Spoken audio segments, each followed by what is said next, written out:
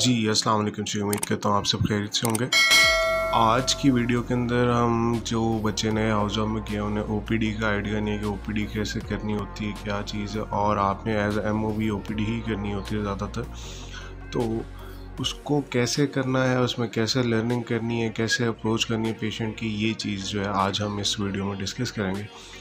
तो सबसे पहली चीज़ जो है ना, ओपीडी के अंदर जब भी आपकी ओपीडी वीक लगे, ओपीडी हो आपकी, ठीक है, तो आपने टाइमली जाना है। होता ही है कि अक्सर हम लेट जा रहे होते हैं, 9 बजे जा रहे होते हैं, 8:30 जा रहे होते हैं, ठीक है। तो सुबह 8 बजे अगर आपकी ओपीडी स्टार्ट हो रही है तो आपने 8 बजे जो है वो पहुंच जाना होता है, ठीक है। उसके बाद जो है आपने अपने जो गुड मैनर्स होने चाहिए। आपने जो भी पेशेंट आता है, जो भी मतलब मेंबर आता है, उसे अच्छे तरीके से वेलकम करना है, ठीक है। जब पेशेंट आता है ना आपके पास, तो उसके पास बिल्कुल कॉन्फिडेंस नहीं होता, ठीक है। तो आप जब उसके साथ अच्छे तरीके से बात करते हो ना, तो अच्छे तरीके से कम्युनिकेट करते हो, तो उसको एक कॉन्फिडेंस मिल जाता है। वो फिर ऐसे ही आपको स्टोरी बताता है सारी, जैसे वो अपने दोस्त को या अपने यार को बताता है, ठीक है। तो और वहाँ पे आपको जब इस अच्छी स्टोरी का मतलब है अच्छी हिस्ट्री देना, अच्छी हिस्ट्री जब आपको मिलेगी ना, तो तब आपको यानी कि अच्छा डायग्नोसिस बनाओगे आप उसके हिसाब से, और आप फिर उस हिसाब से ट्रीटमेंट दोगे पेशेंट को, और फिर जो है वो अच्छे रिजल्ट्स मिलेंगे उस चीज़ के। तो ये चीज़ आ जाती है। उसके बाद आपको उन्हें कम्युनिकेट करना है, बात करनी है ज़्यादा। जो लोग कम बोलते हैं, मैं भी कम बोलता होता था, तो वो है कि कम्युनिकेट करके लोगों को समझाना, उन्हें क्या खाना है, क्या नहीं खाना, ये दवाई कैसे लेनी है, हर चीज़ जो है प्रॉपरली अच्छे तरीके से अपना पेशेंट समझ के डील करना है, अच्छे तरीके से कम्युनिकेट करना है, ठीक है। लोग कर रहे होते हैं कि वो ऐसे डील कर रहे होते हैं जैसे पता नहीं वो हमारे कोई अल्लाह माफ़ करे कोई कमतर हैं या कोई इस तरह की चीज़ें। तो ऐसा नहीं, आपने डाउन टू अर्थ, ठीक है, एक हम्बल वे के अंदर, ठीक है, अल्लाह ताला ने आपको इधर बिठाया हुआ एक पोस्ट पे, ठीक है, तो आपने उसको बहुत अच्छे तरीके से यूज़ करना है, ठीक है। उसके बाद आपने जो भी पेशेंट आता है उसे उसकी स्लिप वगैरह लें, उसका नाम रीचेक लाजमी करें, ठीक है, कि आइदर स्लिप वगैरह उसी की है या नहीं है, ठीक है। साथ जो है उसकी एज फैक्टर देखें, ताकि आपको बीमारियों में इजी हो कि कौन सी बीमारियां जो हैं वो इस एज ग्रुप के अंदर कॉमन है, ठीक है। आपको एक उसका रफ़ आइडिया एक जेन के अंदर बन जाता आपके। तो उसके बाद आपने उसकी जो है प्रेजेंटिंग कंप्लेन लिखनी है, उसकी जो हिस्ट्री है डिटेल के अंदर आपने हिस्ट्री लेनी है। उस पर बेशक 10 मिनट लगते हैं, 15 मिनट लगते हैं, जितने भी टाइम लगता है वो आपने अपनी लर्निंग हो रही है आपने, ठीक है। हाउस जॉब के अंदर आपने प्रैक्टिकल लर्निंग करनी है ना, तो आपको जो है वो चीज़ें आपने अच्छे तरीके से पूछनी है उससे। उसके बाद जो है आपने जो भी रेलेवेंट इन्वेस्टिगेशंस बनती हैं उस सिस्टम से, जीआई है तो उसके हिसाब से कौन सी इन्वेस्टिगेशंस हैं, ठीक है। कोई ब्लड का इशू है तो उसके हिसाब से कौन कौन सी इन्वेस्टिगेशंस होनी चाहिए। इस तरह आपने अपने हिसाब से एक इन्वेस्टिगेशंस लिख लेनी है, ठीक है। फिर आपने जो भी रेलेवेंट होंगी, फिर आपने ना क्या करना है कि जो आपका प्लान है वो आपने एक माइंड में बना लेना है। अच्छा, इसको ये दवाई देनी चाहिए, इसकी इस कंडीशन के लिए ये दवाई होनी चाहिए, ठीक है।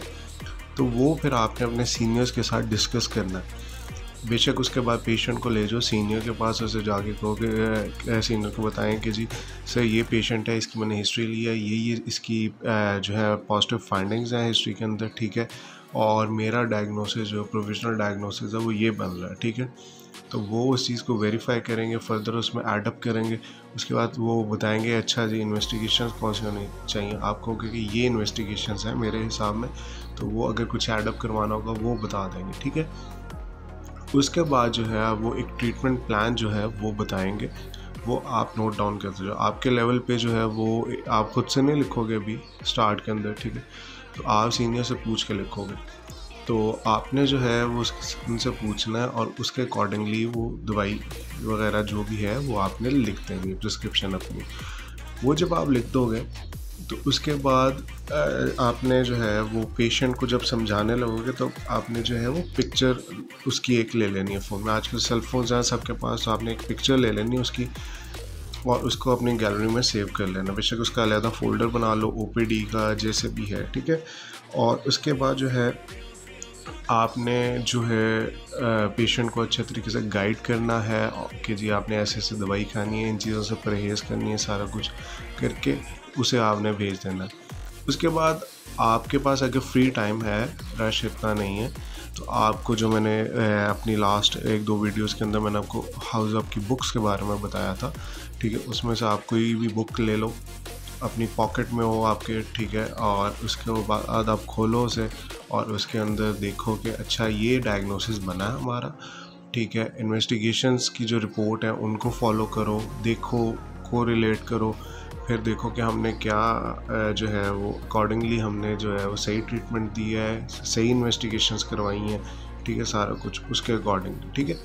फिर जो मेन चीज़ होती है ना, अब ये नहीं है कि पेशेंट को ट्रीट किया और उसे भेज दिया, ठीक है, उसको प्रॉपर फॉलो अप करना है, ठीक है। आप अक्सर होता है कि हमारा जिस तरह का सिस्टम है कि फ़ौरन टेस्ट रिपोर्ट्स नहीं आती या इस तरह का इशू होता है 2-3 दिन बाद आती हैं, तो हम उसमें ये होता है कि एक सिम्टोमेटिक जो है ना उसका ट्रीटमेंट हम दे देते हैं पेशेंट को।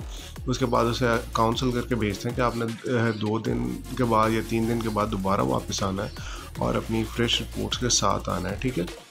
उससे ये होता है कि पेशेंट दोबारा आता है, फिर हम उसका वो देखते हैं रिपोर्ट्स, उसमें हम अपने डायग्नोसिस को कंफर्म करते हैं और उसमें एक हमें डायरेक्शन मिलती है और फिर हम प्रॉपर जो है ना अपना परफेक्ट डायग्नोसिस बना के तो उसके हिसाब से ट्रीटमेंट देते हैं, ठीक है। तो ये चीज़ होती है। उसके बाद है आपने फॉलो अप लाजमी करना है, ठीक है। तो इस तरह करके ना आपके पास सेव होती जाएंगी पिक्चर्स, ठीक है। At the end of your rotation आपके पास काफ़ी सारी हो जाएंगी। अब उनको आप फ्री टाइम में पढ़ सकते हो। अगर आप फॉर एग्जांपल अगर एक एग्जांपल के तौर पे है आपका जीआई ब्लीड है एक पेशेंट का, ठीक है, या एक पेशेंट आ रहा है जी उसको स्ट्रोक की हिस्ट्री है, अब उसमें आपने जो है वो सारा उसका एक लिख दिया डायग्नोसिस वगैरह और सारी वो चीज़ें। जब भी आप कभी बुक से पढ़ रहे होगे आप साथ वो ओपीडी का पेज खोलो और उसको जो है वो साथ साथ उधर से देखते जाओ, ठीक है। और आपको पता चलेगा हाँ ये बुक ने ये कहा है तो मैंने भी ये किया था, ठीक है। आप इस तरह को रिलेट करोगे और वही बात जो मैं बताता हूँ तो अक्सर के एक्सपीरियंस डॉक्टर उसी को कहते हैं जिसने ज़्यादा पेशेंट देखे होते हैं, ठीक है। अगर आप ओपीडी में जाके इधर वार्ड्स में जाके अगर आप बैठे भी रहोगे आपको किसी ने कुछ नहीं कहना, ठीक है, कि आप क्यों नहीं काम कर रहे या क्या चीज़ें, ठीक है। इट्स योर ड्यूटी, ठीक है। आपके इंटरेस्ट पे डिपेंड करता है कि आपने सीखना है या नहीं सीखना। अगर आपने सीखना है तो एक्सपीरियंस डॉक्टर वही होता है जिसने ज़्यादा पेशेंट्स देखे होते हैं।